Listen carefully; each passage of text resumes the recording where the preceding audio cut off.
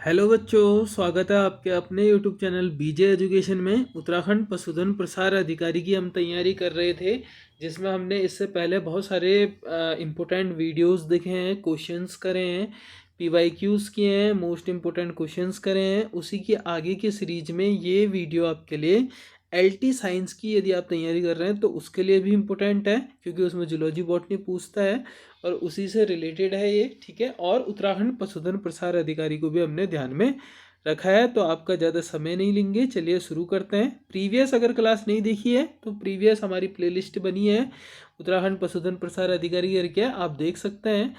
और नए आए हैं चैनल में तो चैनल को सब्सक्राइब करें। चलिए शुरू करते हैं, ज़्यादा समय आपका लेते नहीं है। पहला प्रश्न देखते हैं, देखेंगे आज जितने भी क्वेश्चन होंगे उस हिसाब से फिर हम वरना पार्ट वाइज आपको बता देंगे। ठीक है, और कमेंट बॉक्स में बताना कि आपके कितने बन रहे हैं। ठीक है, कितने सवाल सही हो रहे हैं। और देखिए, बहुत ज़्यादा पढ़ने की ज़रूरत नहीं है। देखिए, बहुत ज़्यादा पढ़ने से सिलेक्शन नहीं होता है, सिलेक्शन होता है कितना आपको याद है। ठीक है, तो रिवीजन बहुत ज़रूरी है। जितना भी आपने क्लास ली है उसको नोट्स बनाइए, उसको बार बार याद कीजिए, 147 रूल लगाइए। जो आप फर्स्ट दिन में पढ़ रहे हैं उसको चौथे दिन में रिवाइज कीजिए, फिर सातवें दिन में रिवाइज कीजिए। ठीक है, और ऐसे करते रहिए जिससे आपको याद रहेगा। चीज़ें जब तक याद नहीं होंगी तब तक सिलेक्शन नहीं होगा। ठीक है, तो पहला प्रश्न है, प्राकृतिक वर्णवाद जिसे हम नेचुरल सिलेक्शन भी कहते हैं, इसका मत किसने प्रस्तुत किया था? ऑप्शन है इरेस्मस, डार्विन, लेमार्क, चार्ल्स डार्विन या फिर डी ब्रीच। तो किसने किया था बताइए। पढ़ा होगा आपने प्राकृतिक वर्णवाद जिसे हम नेचुरल सिलेक्शन भी कहते हैं। तो इसका राइट आंसर है option number third, Charles Darwin. ठीक है, कौन है? Charles Darwin.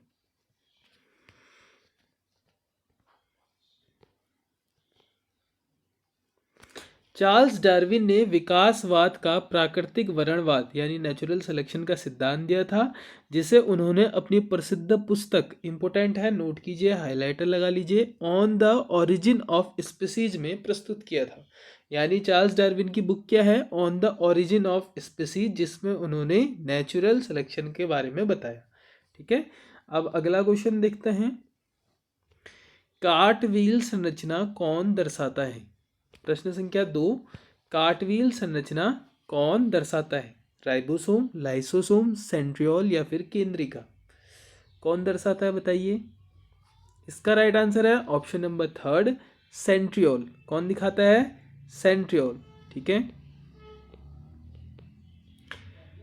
सेंट्रियोल तारक केंद्र में सूक्ष्म नलिकाओं माइक्रोट्यूब्यूल्स की 9.0 व्यवस्था होती है, जो देखने में एक बैलगाड़ी के पहिए कार्ट व्हील के समान लगती है। यह कोशिका विभाजन में मदद करता है। अब देखिए, आपने अगर प्रीवियस क्लास देखी होती उसमें हमने तारक केंद्र करके सेंट्रियोल करके वीडियो बनाई है, जिसमें हमने बताया कि बैलगाड़ी के पहिए जैसी वो दिखती है। तो आपको अब पता चल गया होगा कि कार्ट व्हील संरचना कौन दिखाता है? सेंट्रियोल दिखाता है।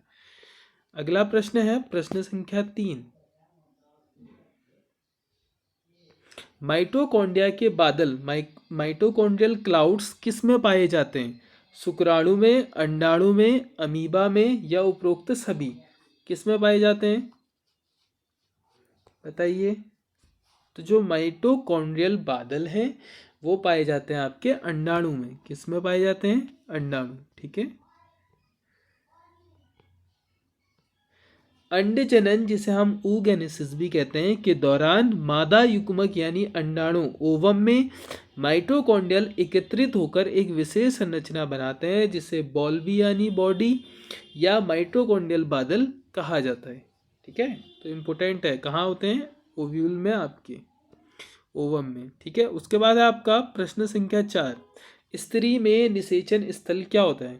काफ़ी इंपॉर्टेंट प्रश्न है और इजी प्रश्न भी है। बताइए, स्त्री में निषेचन स्थल क्या है?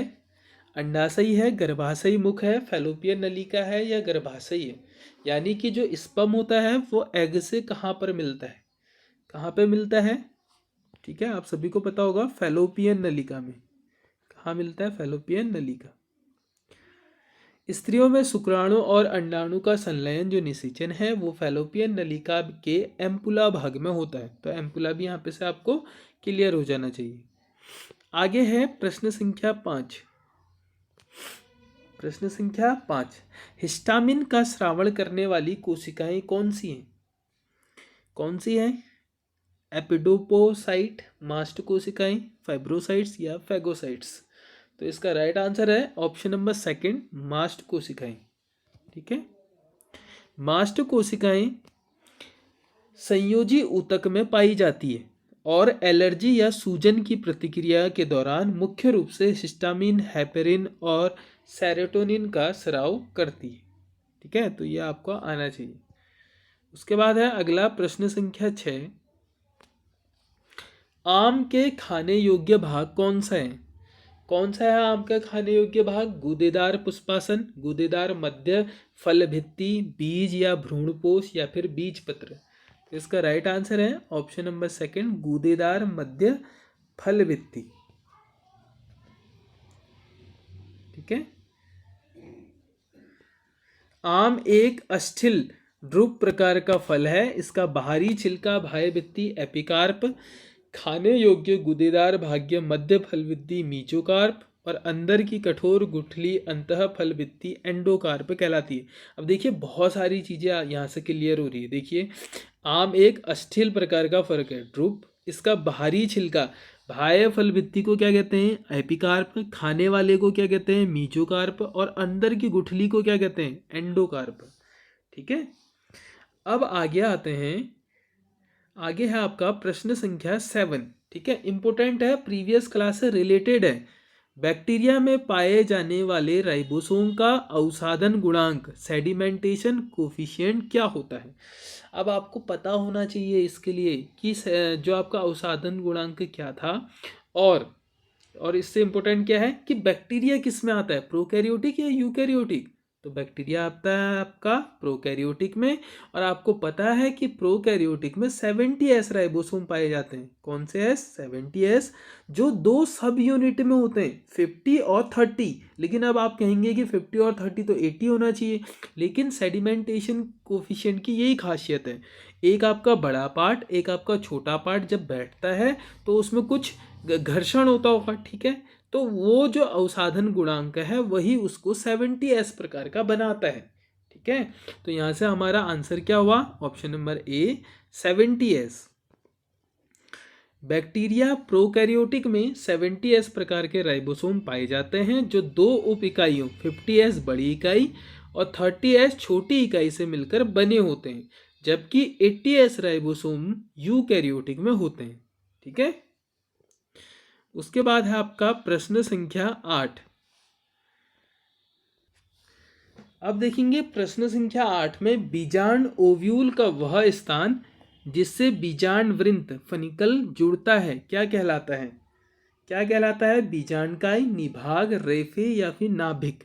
तो जो आपका ओव्यूल का ऐसा स्थान जहाँ पे बीजांड वृंत जुड़ता है उसको हम नाभिक कहते हैं। क्या कहते हैं? नाभिक। ठीक है, नाभिक या हाइलम बीजांड का वह बिंदु है, तो आपको हाइलम भी याद होना चाहिए। कहीं पे अगर नाभिक नहीं दे दिया, हाइलम दिया है।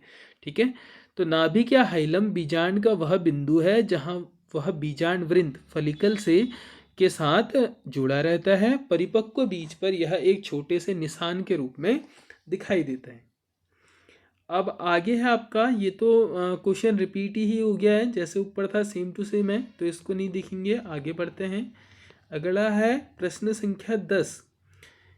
कंपोजिटी कुल में, कंपोजिटी एक कुल है, में पेपस किस लिए पाया जाता है? जो पेपस है वो किस लिए पाया जाता है? तो आप देख सकते हैं, क्वेश्चन का लेवल देख सकते हैं, तो आने वाले एग्जाम के लिए काफ़ी इंपॉर्टेंट है। ठीक है, किसके लिए है फिर? ऑप्शन है आपके लिए कीट परागकण के लिए, जल परागकण के लिए, वायु प्रकीर्णन के लिए या फिर वायु परागकण के लिए?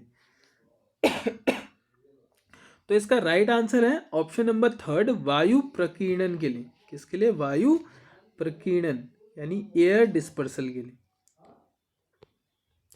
कंपोजिटी एस्ट्रेसी कुल के पौधों में, कौन से एस्ट्रेसी कुल के पौधों में बाह्य दलपुंज कैलिक्स रोम युक्त रचना पेपस में रूपांतरित हो जाती है, जो बीजों को हवा में उड़ाने में मदद करता है।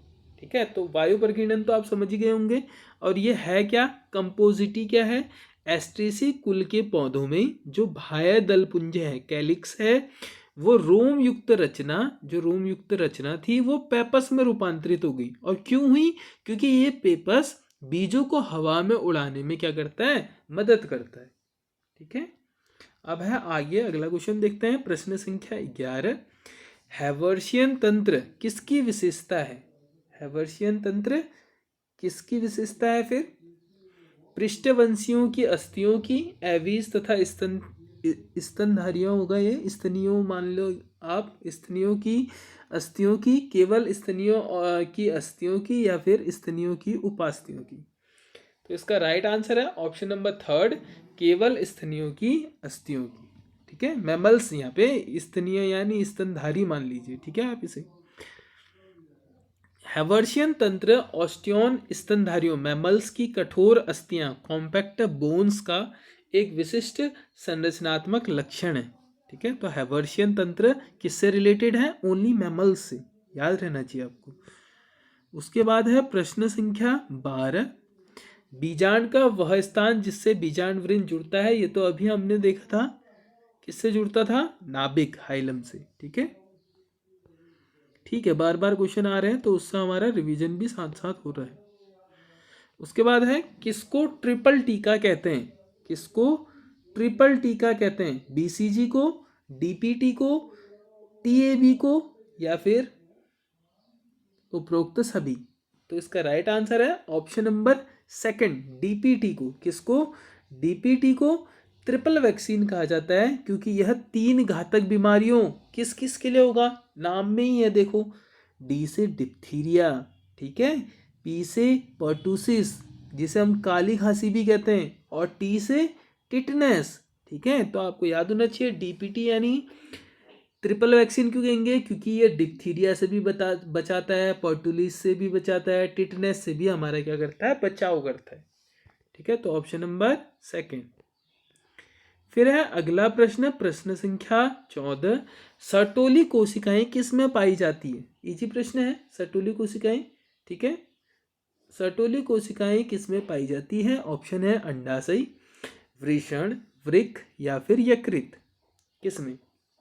तो इसका राइट आंसर है ऑप्शन नंबर 2, ठीक है, वृषण, जिसे हम टेस्टिस भी कहते हैं। ठीक है, सर्टोली कोशिकाएं नर के वृषण की शुक्रजनक नलिकाओं सेमिनिफेरस ट्यूब्यूल्स में पाई जाती है और ये विकासशील शुक्राणुओं को पोषण प्रदान करती है। अब इम्पोर्टेंट टॉपिक, इम्पोर्टेंट पॉइंट क्या बना? शुक्राणुओं को पोषण करने वाली कोशिकाएं कौन सी हैं? सर्टोली कोशिकाएं। ठीक है, उसके बाद अगला है आपका प्रश्न संख्या 15।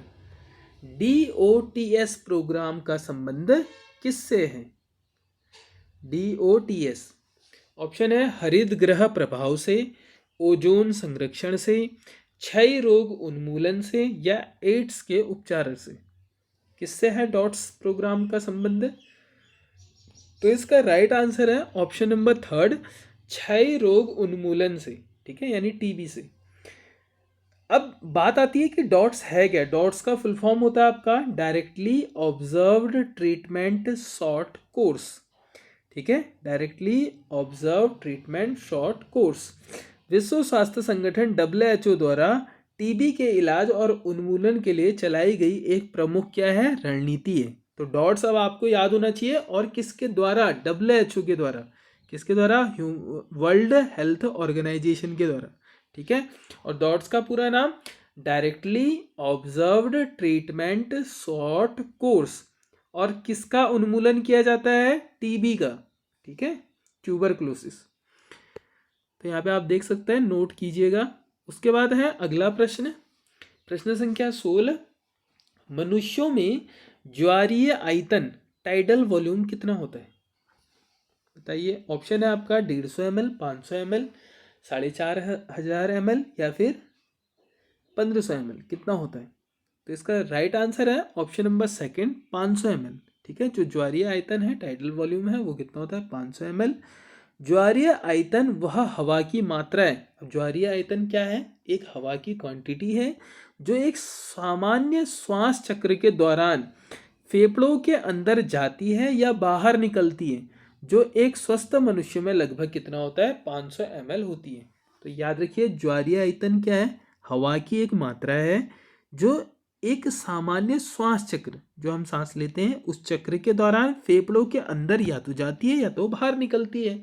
तो कितनी है, लगभग 500 ml है। ठीक है, तो ज्वारीय आयतन भी यहाँ पे क्लियर हो गया। अब आते हैं अगला प्रश्न देखते हैं, प्रश्न संख्या 17।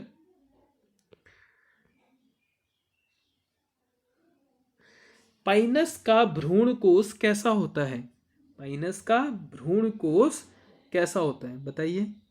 अगुणित होता है, द्विगुणित होता है, बहुगुणित होता है या फिर त्रिगुणित होता है। तो जो पाइनस का भ्रूण कोष है, देखिए भ्रूण कोष और पोष में अंतर होता है। ठीक है, तो जो पाइनस का भ्रूण कोष होता है एम्ब्रियो सैक, ये आपका अगुणित होता है। कैसा होता है, अगुणित यानी हैप्लॉइड। जिम्नोस्पर्म जैसे पाइनस हो गया में भ्रूण पोष एंडोस्पर्म निषेचन से पहले बनता है और यह मेगा स्पोर से विकसित होता है, इसलिए ये हमेशा अगुणित होता है। इसलिए ये हमेशा क्या होता है, अगुणित। तो आप अभी नॉर्मली ये याद कीजिए कि पाइनस का जो भ्रूणकोष है वो अगुणित होता है। जब हम इन परिवारों के बारे में, जिम्नोस्पर्म एंजियोस्पर्म, इनके बारे में चर्चा करेंगे तब वहाँ हम डिटेल में पढ़ेंगे कि ये क्या होता है। अभी आपको क्वेश्चंस एमसीक्यू लर्न होने चाहिए। ठीक है, तो आप याद कीजिए पाइनस का भ्रूणकोष कैसा होता है, अगुणित होता है। और किस में आता है, जिम्नोस्पर्म में आता है। ठीक है, अगला है प्रश्न संख्या 18। मनुष्यों में संतति का लिंग निर्धारण किसके द्वारा किया जाता है। ये इजी है, बहुत इजी प्रश्न है ये। ठीक है, मनुष्यों में संतति का लिंग निर्धारण किसके द्वारा होता है, अंडे के आकार से होता है। बिल्कुल फालतू ऑप्शन है ये। ठीक है, शुक्राणु का आकार, ये भी एकदम फालतू सा ऑप्शन दिया हुआ है कि आप आसानी से टर्मिनेट कर सकते हैं ऐसे ऑप्शनों को। माता के लिंग गुणसूत्र या पिता के लिंग गुणसूत्र, तो ये होता है आपके पिता के लिंग गुणसूत्र से। क्यों, क्योंकि पिता में कौन से होते हैं, एक्स और वाई लिंग गुणसूत्र होते हैं, जबकि महिलाओं में क्या होते हैं, एक्स एक्स। तो जो बच्चे का लिंग है वो किस बात पे निर्भर करेगा कि पिता से एक्स गुणसूत्र वाला शुक्राणु मिलता है या फिर वाई गुणसूत्र वाला। अगर एक्स वाला गुणसूत्र वाला शुक्राणु मिलेगा तो क्या पैदा होगी, लड़की पैदा होगी, और वाई गुणसूत्र वाला मिलेगा तो क्या होगा, लड़का पैदा होगा। ठीक है, तो आपको ये तो पता है, आपने इंटर ग्रेजुएट कर लिया है तो इतना तो आपको पता ही होगा। ठीक है, उसके बाद है प्रश्न संख्या 19।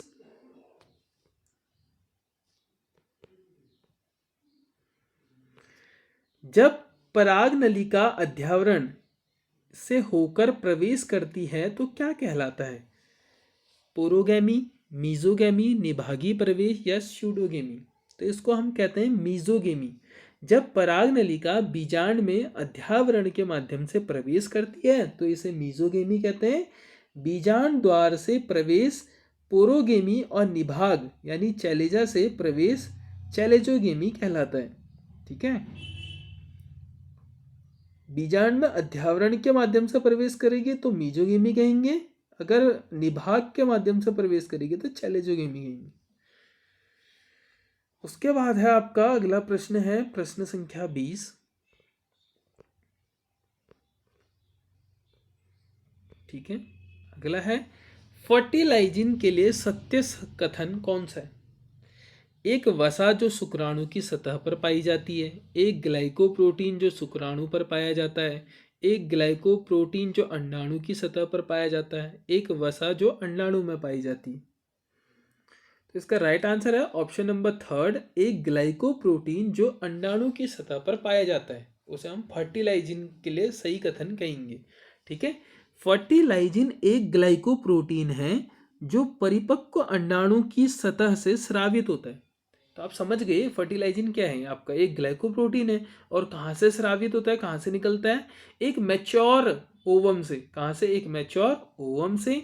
यह शुक्राणु की सतह पर मौजूद एंटी फर्टिलाइजिन के साथ प्रतिक्रिया करके निषेचन फर्टिलाइजेशन में हमारी क्या करता है, मदद करता है। ठीक है, तो आप समझ गए फर्टिलाइजिन का क्या इंपोर्टेंस है। ठीक है, क्या इंपोर्टेंस है, वो शुक्राणु की सतह पर जो भी मौजूद एंटी फर्टिलाइजिन है उसके साथ प्रतिक्रिया करके क्या करेगा, फर्टिलाइजेशन में मदद करेगा। उसके बाद अगला प्रश्न है, किसमें बीजांड अंडाशय से ढका नहीं होता है।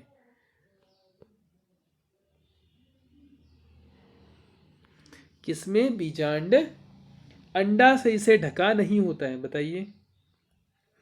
इसके लिए तो आपको बस दो ऑप्शन चाहिए, ठीक है, या तो एंजियोस्पर्म या तो जिम्नोस्पर्म, क्योंकि एक क्या होते हैं, या तो नग्न बीज होते हैं या तो नहीं होते हैं, ठीक है, नेकेड सीड्स होते हैं या तो नहीं होते हैं। तो आप बताइए क्या हो सकता है। टेरिडोफाइटा और ब्रायोफाइटा तो बिल्कुल अलग है, वो तो आपके हट गए यहाँ से, ठीक है। तो अब बचा क्या आपका, एंजियोस्पर्म और जिम्नोस्पर्म। आप तुक्का मत लगाइए, इसमें सोचिए किसमें बीजांड अंडाशय से ढका नहीं होता, ठीक है। तो जो नेकेड सीड होंगे उसी में ढका नहीं होगा। नेकेड सीड कौन होते हैं, जिम्नोस्पर्म होते हैं। कौन होते हैं, gymnosperm. Option number third. Gymnosperm का अर्थ है नग्न बीज, जिसे हम नेकेड बीज भी, सीड्स भी कहते हैं। इनमें अंडाशय ओवरी का अभाव होता है। इसमें क्या होता है, ओवरी का अभाव होता है, इसलिए बीजांड खुले रहते हैं। इसलिए जो ओव्यूल्स है वो क्या होते हैं, खुले रहते हैं। उसके बाद अगला प्रश्न है प्रश्न संख्या 22। पित्त रस की मुख्य विशेषता क्या है। पित्त रस पता होगा आपको, बाइल जूस भी कहते हैं इसे। इसकी विशेषता क्या है फिर, इसमें एंजाइम नहीं होता, इसमें ट्रिप्सिन पाया जाता है, यह अम्लीय प्रकृति का होता है, इसमें लाइपेज पाया जाता है। कौन सी मुख्य विशेषता है, बताइए। देखिए इसकी मुख्य विशेषता है कि इसमें एंजाइम नहीं होता है, इसमें एंजाइम नहीं होता है। यकृत द्वारा स्रावित पित्तरस, अब आपको ये भी आना चाहिए कि पित्तरस कहाँ से निकलता है, यकृत, ठीक है। पित्तरस यकृत द्वारा स्रावित पित्तरस में पित्त लवण और वर्णक होते हैं। क्या होते हैं, पित्त लवण और वर्णक होते हैं, जो वसा के पाइसीकरण यानी इमल्सिफिकेशन में मदद करते हैं, लेकिन इसमें कोई भी पाचक एंजाइम नहीं पाया जाता, ठीक है। आगे की ओर बढ़ते हैं, प्रश्न संख्या 23 को देखते हैं। इंपोर्टेंट है, आप क्वेश्चन का लेवल देख सकते हैं कि आपसे कितने बन रहे हैं, उसके बाद आप देख सकते हैं कि ऐसे प्रश्न बनेंगे नहीं बनेंगे, ठीक है। पोडोसाइट कोशिकाएं किस में पाई जाती है, वृक्क में, वृषण में, अंडाशय में या अग्नाशय में। अब ये नया प्रश्न है आपके लिए, यदि आपने नहीं पढ़ा है तो पोडोसाइट कोशिकाएं किस में पाई जाएंगी। तो इसका राइट आंसर है आपका वृक्क में, वृक्क यानी किडनी में, ठीक है। नोट कीजिए, पहला है आपका किडनी, किडनी में पाई जाती है पोडोसाइट कोशिकाएं। पोडोसाइट कोशिकाएं किडनी के नेफ्रॉन में बोमेन संपुट, यानी आपने बोमेन्स कैप्सूल सुना होगा, सुना है ना, बोमेन कैप्सूल। तो बोमेन कैप्सूल में आपकी पोडोसाइट कोशिकाएं पाई जाती है। आंतरिक भित्ति पर इस बोमेन कैप्सूल की जो आंतरिक भित्ति है उसमें पाई जाती है। और ये इसका काम क्या होगा बताइए फिर, ये रक्त के निस्यंदन यानी फिल्ट्रेशन में मदद करती है, ठीक है। यानी ब्लड फिल्ट्रेशन में किसका काम होता है, पोडोसाइट कोशिकाएं। और पोडोसाइट कोशिकाएं कहाँ है, बोमेन कैप्सूल की आंतरिक भित्ति पर, ठीक है। फिर आगे है आपका प्रश्न संख्या 24। न्यूमेटैक्सिक केंद्र स्थित होता है, न्यूमोटैक्सिक केंद्र स्थित होता है कहाँ होता है, पोन्स में, प्रमस्तिष्क में, हाइपोथैलेमस में या डाइनसेफेलन में, बताइए। न्यूमेटैक्सिक केंद्र, इसका मतलब आप सारी चीज़ें तो देख ही रहे हैं कि किससे रिलेटेड है, सर से रिलेटेड है, हमारे हेड के पार्ट से बताए गए हैं। तो ये न्यूमोटैक्सिक जो केंद्र है वो सर में ही कहीं होगा, लेकिन सर के कौन से पार्ट में होगा, पोन्स में, प्रमस्तिष्क में, हाइपोथैलेमस में या डाइनसेफेलन में। तो ये होता है आपका पोन्स में। कहाँ होता है, पोन्स, ऑप्शन नंबर ए, ठीक है। न्यूमोटैक्सिक केंद्र मस्तिष्क के पिछले हिस्से में पोन्स भाग में स्थित होता है। यह श्वास की दर को नियंत्रित करता है और फेफड़ों को अत्यधिक फूलने से रोकता है। तो दो काम भी आपको पता चल गए न्यूमोटैक्सिक केंद्र के, क्या क्या, श्वास दर यानी आपकी जो ब्रीदिंग रेट है उसको भी क्या करेगा, नियंत्रित करेगा, और फेफड़ों को अत्यधिक फूलने से रोकेगा, ठीक है। आगे की ओर बढ़ते हैं, अगला प्रश्न देखते हैं, प्रश्न संख्या 25। रंभ में आते हैं, रंभ में क्या आते हैं, स्टेली भी कहते हैं इसे। मज्जा तथा संवहन पूल आते हैं, मज्जा तथा एंडोडर्मिस आते हैं, परिरंभ या एंडोडर्मिस आते हैं, एंडोडर्मिस, मज्जा तथा परिरंभ आते हैं। क्या आते हैं इसके अंतर्गत, तो इसका राइट आंसर है ऑप्शन नंबर ए, मज्जा तथा संवहन पूल, ठीक है। मज्जा तथा संवहन पुल। एंडोडर्मिस अंतःचर्म के भीतर के सभी ऊतकों को सामूहिक रूप से रंभ कहा जाता है। इसमें मुख्य रूप से परिरंभ पेरिसाइकिल, संवहन फूल वस्कुलर बंडल्स और मज्जा शामिल होती है। ठीक है, आगे आगे आपका इंपॉर्टेंट प्रश्न है, गाय तथा बकरी में पाया जाने वाला अपरा। अपरा यानी प्लेसेंटा, आप सभी लोग जानते होंगे प्लेसेंटा के बारे में। तो गाय और बकरी में किस प्रकार का प्लेसेंटा पाया जाता है? बीजपत्रीय अपरा, जोनेरा अपरा, योग सेक अपरा या फिर कोई भी नहीं? कौन सा पाया जाता है बताइए। तो इसमें ऑप्शन नंबर ए सही है, बीजपत्रीय अपरा पाया जाता है, अपरा। ठीक है, बीजपत्रीय अपरा पाया जाता है। गाय, बकरी और अन्य रोमंथी रूमिनेंट स्तनधारियों में कॉटिलोडोनरी प्रकार का अपरा पाया जाता है। इसमें कॉरियोनिक विलाई छोटे छोटे गुच्छों के रूप में एकत्रित होती है, जिन्हें कॉटिलेडोन कहा जाता है। ठीक है, तो आपको याद रखना है कि गाय तथा बकरी रूमिनेंट यानी जुगाली करने वाले। ठीक है, रूमिनेंट क्या होता है आपके? जुगाली करने वाले, लगभग उसी श्रेणी में आता है आपके रूमिनेंट। ठीक है, तो आप क्या कर सकते हैं, इसका राइट आंसर क्या है? बीजपत्रीय अपरा। क्या है? बीजपत्रीय अपरा। आगे की ओर बढ़ते हैं, अगला प्रश्न है आपका, किसको सरीसृप नुमा स्तनी रेप्टाइल लाइक मैमल कहा जाता है? सल्की चींटीखोर, महाकाय चींटीखोर, कंटिकीय चींटीखोर या फिर उपरोक्त सभी? तो इसका राइट आंसर का ऑप्शन नंबर थर्ड, कंटिकीय चींटीखोर, स्पेनी एंट ईटर। जो कंटिकीय चींटीखोर है, एकिडना तथा मोनोट्रिम अंडे देने वाले स्तनधारी हैं। इसमें सरीसृपों के समान कई लक्षण पाए जाते हैं, जैसे अंडे देना और शरीर के तापमान का वातावरण के अनुसार बदलना। ठीक है, उसके बाद है अगला प्रश्न, प्रश्न संख्या 28।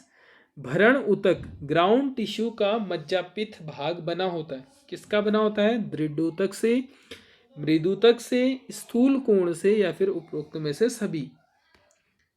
तो इसका राइट आंसर आपका ऑप्शन नंबर सेकंड, मृदुतक से। ठीक है, मज्जा और जड़ का बिल्कुल केंद्रीय भाग होता है, जो मुख्य रूप से पतली भित्ति वाली जीवित मृदुतक कोशिकाओं से बना होता है, जिनका मुख्य कार्य क्या होता है? भोजन का संचय करना। तो भरण ऊतक आपको समझ गए, ग्राउंड टिश्यू क्या काम होता है इसका। आगे है प्रश्न संख्या 29। ऑक्सीटिंग कोशिकाएं श्रावण करती हैं। किसका? इलियम में आंत्र रस का, ग्रहणी में पित्त रस का, आमाशय में HCl का या अग्नाशय में इंसुलिन का? किसका करती है? तो इसका राइट आंसर है, जो आपकी ऑक्सीटिंग कोशिकाएं हैं वो आमाशय में HCl का श्रावण करती है। किसका? HCl का, ऑप्शन नंबर थर्ड। ठीक है, ऑक्सीटिंग कोशिकाएं जिन्हें पैराइटल कोशिका भी कहा जाता है, आमाशय स्टोमक की गैस्ट्रिक ग्रंथियों में पाई जाती है और ये हाइड्रोक्लोरिक अम्ल स्रावित करती है, जो पेप्सिनोजन को सक्रिय करने के लिए आवश्यक है। ठीक है, तो आपको याद रखना है, ऑक्सीटिंग कोशिकाएं जिन्हें हम पैराइटल कोशिका भी कहा जाता है, आमाशय की गैस्ट्रिक ग्रंथियों में पाई जाती है और यह हाइड्रोक्लोरिक अम्ल का स्रावण करती है, जो पेप्सिनोजिन को सक्रिय करने के लिए क्या है? आवश्यक है। यानी ये HCl का श्रावण क्यों कर रही है? ताकि पेप्सिनोजिन क्या हो जाए? सक्रिय हो जाए, एक्टिव हो जाए। ठीक है, इंपॉर्टेंट है, नोट करते रहिएगा। अगला प्रश्न है प्रश्न संख्या 30। ठीक है, निम्नलिखित में से कौन प्रतिस्पंदन एंटीकोगुलेंट्स है? कौन कौन से हैं प्रतिस्पंदन स्कंदन? ठीक है, हिपेरिन है, हिरुडिन है, हिस्टामिन है या फिर सीरोटोनिन है? कौन कौन है? तो इसका राइट आंसर है option number A and C, heparin and. इसका आंसर है ऑप्शन नंबर ए तथा सी। एक मिनट, इसका आंसर है आपका ऑप्शन नंबर सी। ठीक है, थर्ड यानी आपका ए और बी में कौन कौन है? हिपेरिन और हिरुडिन। ठीक है, कौन कौन है? हिपेरिन और हिरुडिन। तो जो आपका हिपेरिन है मानव शरीर में पाया जाने वाला प्राकृतिक रक्त थक्कारोधी है, और हिरुडिन क्या है? जोंक की लार में पाया जाने वाला थक्कारोधी। दोनों को याद रखना है। देखिए, हिपेरिन क्या है? मानव शरीर में पाया जाने वाला प्राकृतिक रक्त थक्कारोधी, और हिरुडिन क्या है? जोंक की लार में पाया जाने वाला थक्कारोधी है।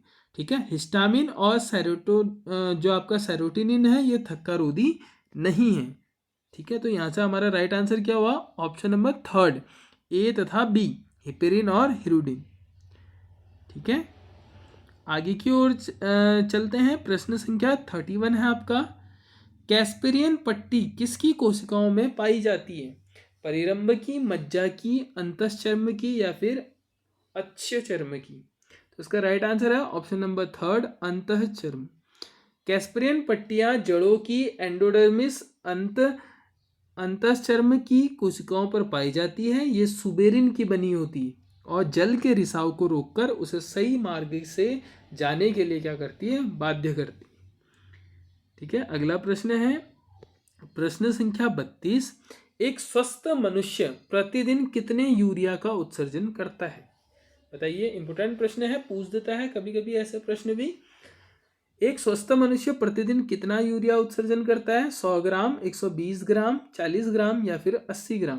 तो इसका राइट आंसर है ऑप्शन नंबर 3, 40 ग्राम। ठीक है, एक स्वस्थ मनुष्य, जो आपका स्वस्थ वयस्क मनुष्य है, प्रतिदिन औसतन लगभग 25 से 30 ग्राम यूरिया उत्सर्जित करता है, लेकिन दिए गए विकल्पों में यह हमारे पास है नहीं, तो हम किसको लगेंगे? 40 ग्राम को सही मानेंगे। ठीक है,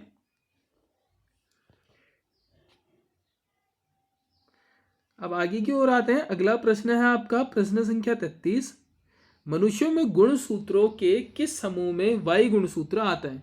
अब देखिए, गुणसूत्रों का वर्गीकरण हुआ तो वायु गुणसूत्र को भी किसी में रखा होगा, तो किस गुणसूत्र में वायु को रखा जाता है? सी, जी, बी या डी?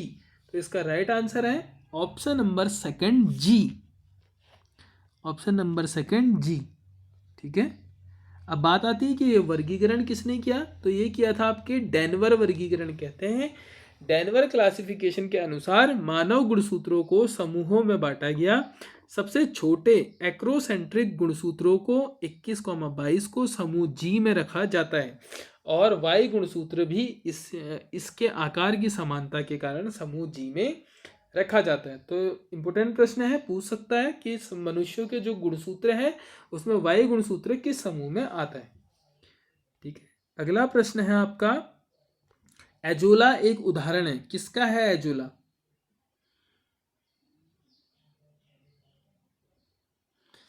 बताइए, एजोला टेरिडोफाइटा का, ब्रायोफाइटा का, जिम्नोस्पर्म का, या एंजियोस्पर्म का?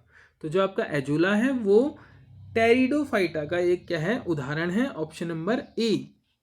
ठीक है, टेरिडोफाइटा का। एजोला एक मुक्त रूप से तैरने वाला जलीय फर्न है। क्या है? जलीय फर्न, जो टेरिडोफाइटा समूह के अंतर्गत आता है। यह एनाबिना के साथ सहजीवन में रहकर नाइट्रोजन स्थिरीकरण यानी नाइट्रोजन फिक्सेशन के लिए भी काम करता है। ठीक है, तो आपको आना चाहिए एजोला किससे रिलेटेड है? टेरिडोफाइटा से। अगला है आज का अंतिम प्रश्न है प्रश्न संख्या 35,